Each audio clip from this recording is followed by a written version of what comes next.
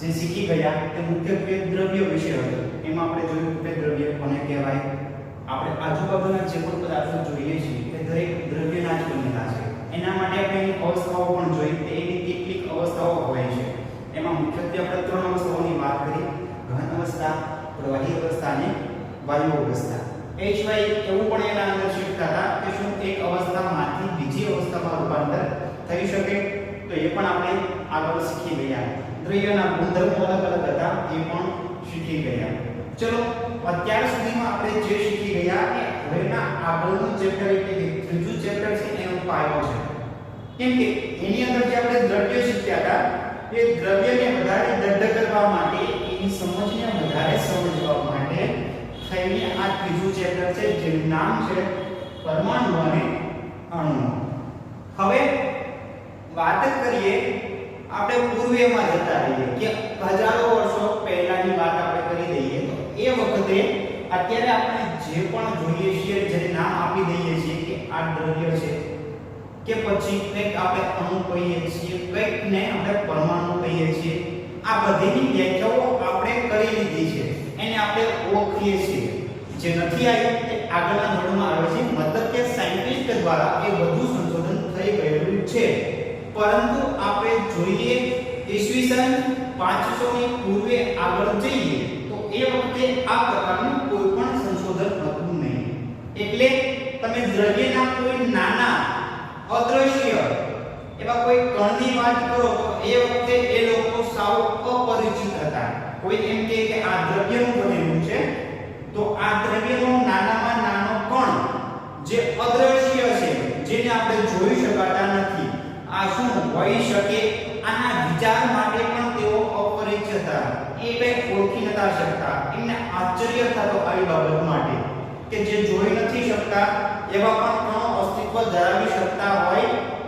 હવે સામાન્ય આપણે જોઈએ તો ઈસવીસન 500 ની પૂર્વે એક વૈજ્ઞાનિક દ્વારા, એક તત્વજ્ઞાની દ્વારા એવું જણાવવામાં આવ્યું કે જે દ્રવ્ય છે એનું વધુને વધુ વિભાજન થતું જાય છે.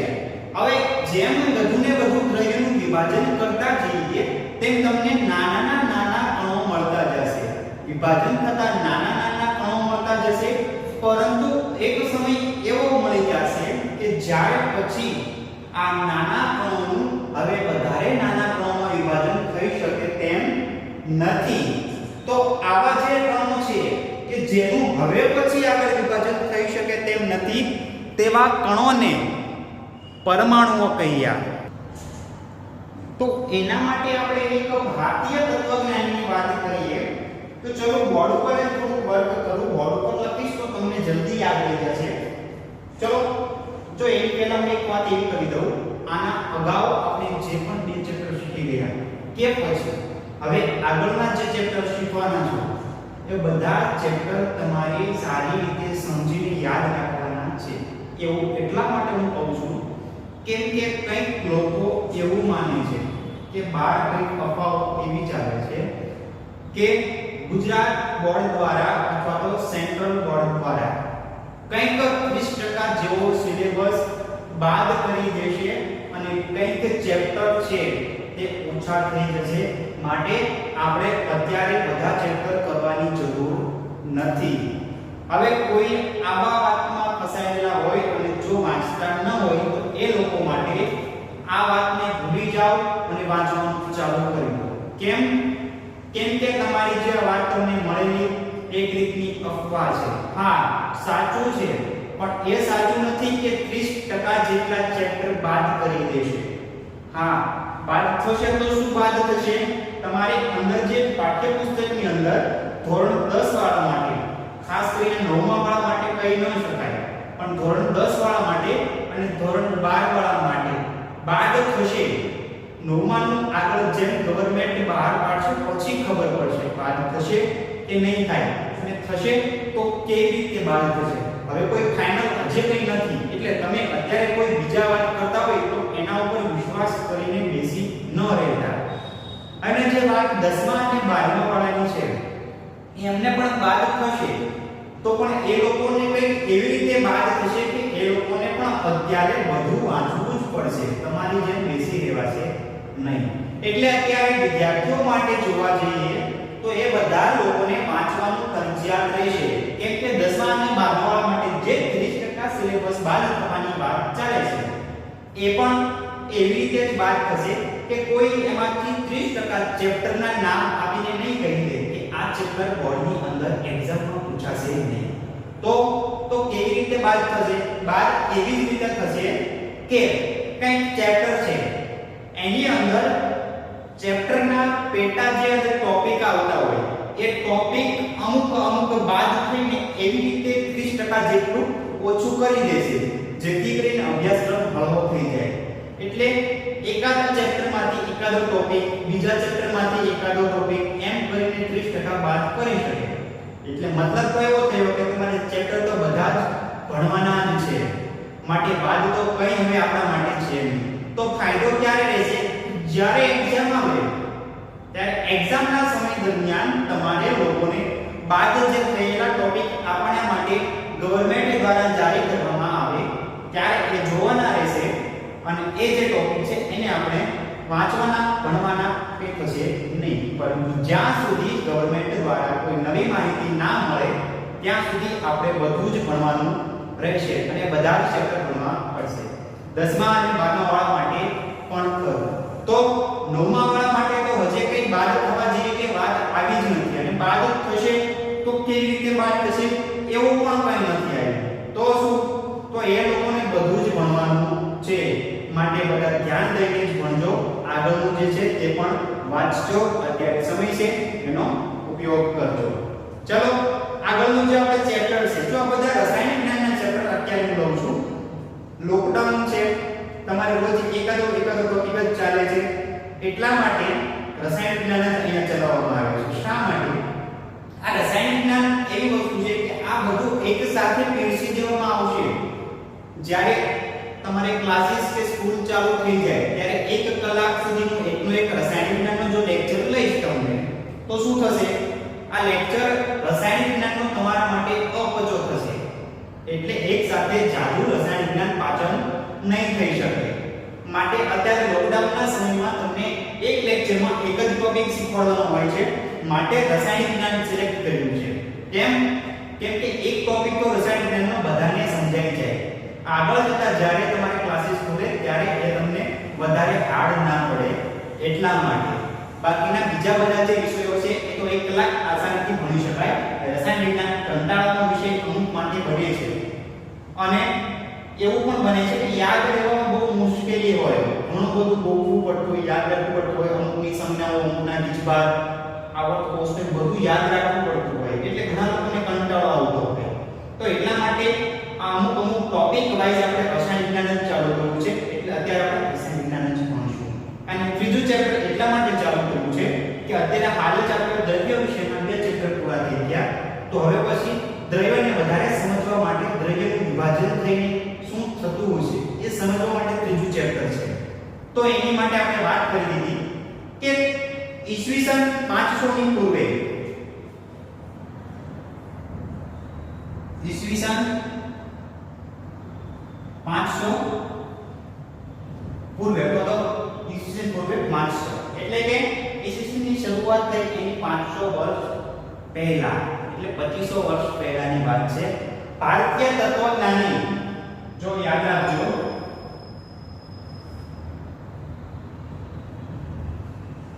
ભારતીય તત્વજ્ઞાની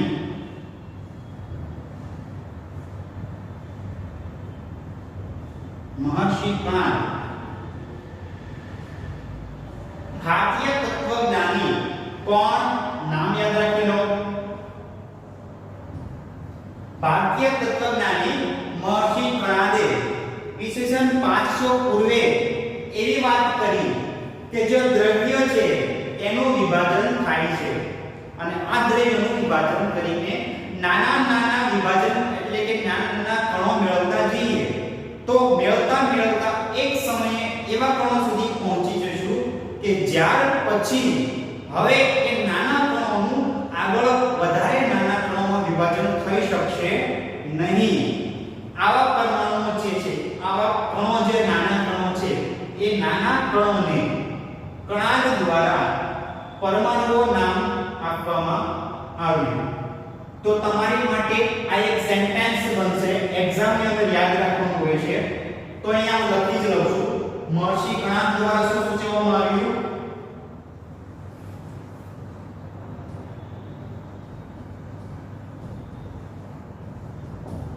મહર્ષિ કણાદે સૂચવ્યું કે દ્રવ્યને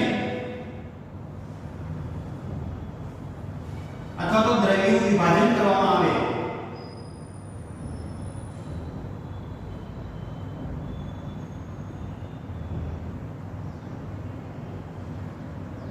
આવે તો નાના નાના કણોમાં વિભાજન થશે.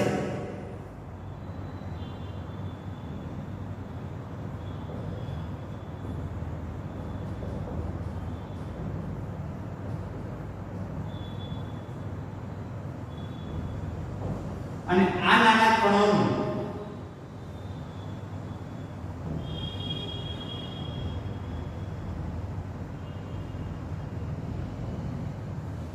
આગળ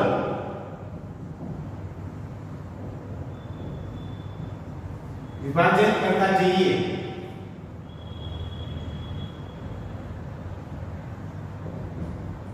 તો એક સમય એવો આવશે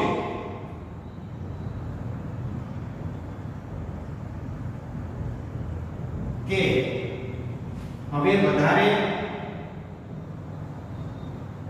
નાના કણોમાં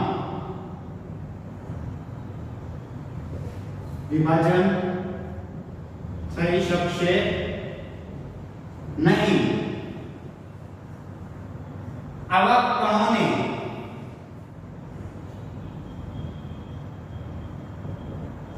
નાના અવિભાજ્ય કણોને પરમાણુઓ કહ્યા. યાદ રાખજો શું એના સેન્ટેન્સિંગ માટે બનશે કે ઈસવીસન 500 ની પૂર્વેની વાત કરીએ તો ભારતીય તત્વજ્ઞાની જેનું નામ છે મહર્ષિ કણાદ. મહર્ષિ કણાદ દ્વારા એવું સૂચવવામાં આવ્યું કે દ્રવ્યનું વિભાજન કરતા જઈએ તો એના નાના કણોમાં વિભાજન થશે. આગળ નાના કણોનું વિભાજન કરતા જઈએ તો એક સમય એવો આવશે કે આ નાના કણોનું આગળ વધારે નાના કણોમાં વિભાજન થઈ શકે તેમ નથી. તો આ જે નાના અવિભાજ્ય કણો લાસ્ટમાં મળે છે આ અવિભાજ્ય નાના કણોને પરમાણુઓ કહ્યા. આપણે જે અહીંયા ચેપ્ટરમાં પરમાણુઓ કીધા છે તો આમાં છેલ્લો જે આપણને કણ મળે કે જેનું આપણે વિભાજન નથી થવાનું એનું નામ પરમાણુ છે. આ વાત થઈ ગઈ ભારતીય તત્વજ્ઞાની મહર્ષિ કણાદ. તો આપણે બીજી વાત કરીએ તો એક ગ્રીક તત્વજ્ઞાની છે જેનું નામ છે પકુધા કાત્યાયન. ચલો અહીંયા લખી લઉં હું.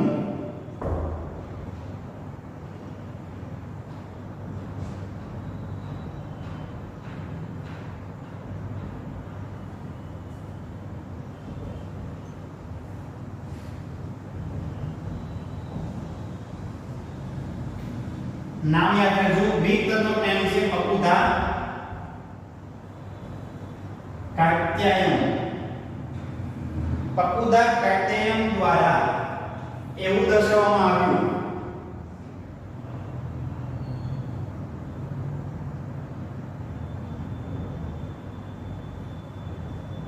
કે આ અવિભાજ્ય કણો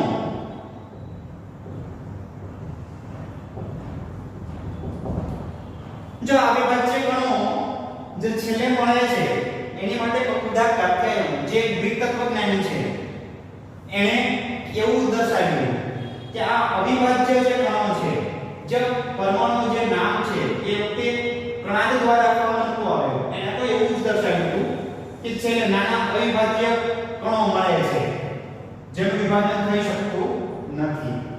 તો એ પછી આગળ જતા પકુધા કાત્યાયન દ્વારા એવું દર્શાવવામાં આવ્યું કે આ જે અવિભાજ્ય કણો છે તે સંયુક્ત રૂપે અસ્તિત્વ ધરાવે છે. એટલે કે એક પરમાણુ છે તે બીજા પરમાણુ દર્શાવ્યું કે આ અવિભાજ્ય કણો સંયુક્તપણે અસ્તિત્વ ધરાવે છે.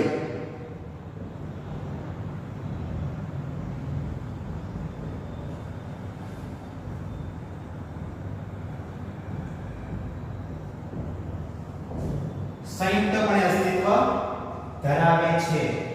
ચલો આજે એક વાત આગળ કરતા જઈએ. હવે બીજા બે ગ્રીક તત્વજ્ઞાની છે જેનું નામ ડેમોક્રિટસ. હવે આ લોકો એવું દર્શાવે છે કે જે આપણા ભારતીય તત્વજ્ઞાની દ્વારા જ દર્શાવવામાં આવ્યું છે. શું ભારતીય તત્વજ્ઞાની આપણે જે પ્રાંત દર્શાવે છે એ જ ડેમોક્રિટસ અને લ્યુસિડ્સ એવું દર્શાવે છે કે આ જે દ્રવ્ય છે એનું વધારે વિભાજન કરતા જઈએ. આપણે લખી જ નાખીએ ડેમોક્રિટસ અને લ્યુસિડ્સ. નામ તમારે યાદ રાખવાના છે. પહેલું મહર્ષિ કાન, બીજું કોણ હતું? અકુદા કાત્યાયન. આગળ નામ યાદ રાખો ડેમોક્રિટસ.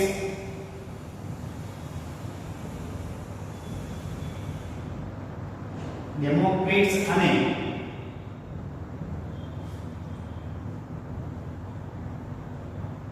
લ્યુસિડ્સ.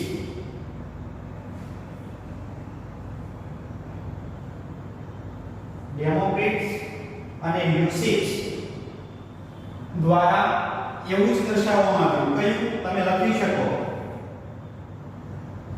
શું જે અહીંયા અકુદા આપણે જે મહર્ષિ કાન દ્વારા દર્શાવવામાં આવ્યું એનું એ જ ડેમોક્રિટસ અને લ્યુસિડ્સ દ્વારા દર્શાવવામાં આવ્યું. અને એ પણ એવું દર્શાવે છે તો એના ઉપર ધ્યાન રાખવાનું કે દ્રવ્યનું વિભાજન કરવામાં આવે તો નાના કણોમાં વિભાજન થશે અને આ નાના કણોનું આગળ વિભાજન કરતા જઈએ તો એક સમય એવો આવશે કે હવે પછી આ નાના કણોનું વધારે નાના કણોમાં આગળ વિભાજન થઈ શકશે નહીં અને અવિભાજ્ય કણો બનશે. આ અવિભાજ્ય જે કણો છેલ્લે મળે છે એ કણોને આ ગ્રીક તત્વજ્ઞાનીઓ દ્વારા પરમાણુનું નામ આપવામાં આવ્યું. તો આ જે લખેલું છે અહીંયાથી લઈને અહીંયા સુધીનું એ બધું જ કોના માટે લખવાનું રહેશે? એમાં નીચે લખવાનું રહેશે અને આમાં લખી શકાય કે પરમાણુનું નામ આપવામાં આવ્યું.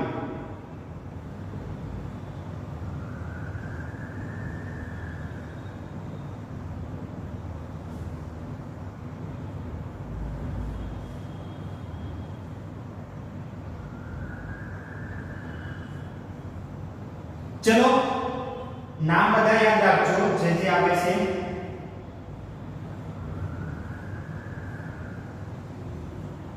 જે યાદ રાખવાનું છે તે નામ જ છે. આના ઉપરથી એક એક માર્કના પ્રશ્નો પૂછાય. પહેલા ગણાંક દ્વારા દર્શાવવામાં આવ્યું. ગણાંક દ્વારા જે દર્શાવવામાં આવ્યું તે બીજા બે તત્વજ્ઞાનીઓ દ્વારા દર્શાવવામાં આવ્યું. એ ભારતીય તત્વજ્ઞાની છે, આ ગ્રીકના તત્વજ્ઞાની છે. આમાં પણ ડેમોક્રિટસ અને લ્યુસિડ્સ એ જ દર્શાવે છે. વચમાં અકુદા કાત્યાયન એવું દર્શાવે છે કે આ જે અવિભાજ્ય કણો એટલે કે જે પરમાણુ છે તે સંયુક્ત અસ્તિત્વ ધરાવે છે. હવે આ બધી શરૂઆત જે થઈ અને ઈસવીસન 500 ની પૂર્વે આ વાત છે. આ બધી લગભગ એક જ સમયમાં ઈસવીસન 500 આજુબાજુના સમયમાં બધું સંશોધન થઈ ગયું. હવે ત્યારથી લઈને 18મી સદી સુધી વાત કરીએ તો 18મી સદી સુધી વધારે કંઈ આના ઉપર સંશોધન થયું નહોતું અને આ બધી એક જ માન્યતાઓ રહી ગઈ. કેમ? કોઈ સંશોધન કોઈ પુરાવા જ નથી તો બધું શું બનશે? માન્યતાઓ જ રહી. હવે 18મી સદી સુધી આ માન્યતાઓ રહી અને 18મી સદી પછી જો તમે વાત કરો તો મુખ્યત્વે બે નિયમ છે. બે નિયમ આપણે આગળ ભણવાના છે. આ બે નિયમ દ્વારા વધારે સંશોધન આગળ વધતું ગયું અને એના ઉપરથી રસાયણશાસ્ત્રનો પાયો નખાણો. પાયો કોણે નાખ્યો? લેવોઇઝર. નામ યાદ રાખજો. લેવોઇઝર દ્વારા રસાયણશાસ્ત્રનો પાયો નાખવામાં આવ્યો. તો એવું પણ પૂછાય રસાયણશાસ્ત્રના પિતા રસાયણ શાસ્ત્રના પિતા કોણ છે? લેવોઇઝર. રસાયણશાસ્ત્રના પિતા કોણ? એક માર્કનો પ્રશ્ન અને મોસ્ટ આઈએમપી પ્રશ્ન લેવોઇઝર છે. આવી રીતે પણ પૂછાય અથવા તો બીજું એવું પૂછે રસાયણશાસ્ત્રનો પાયો નાખનાર વૈજ્ઞાનિક કોણ?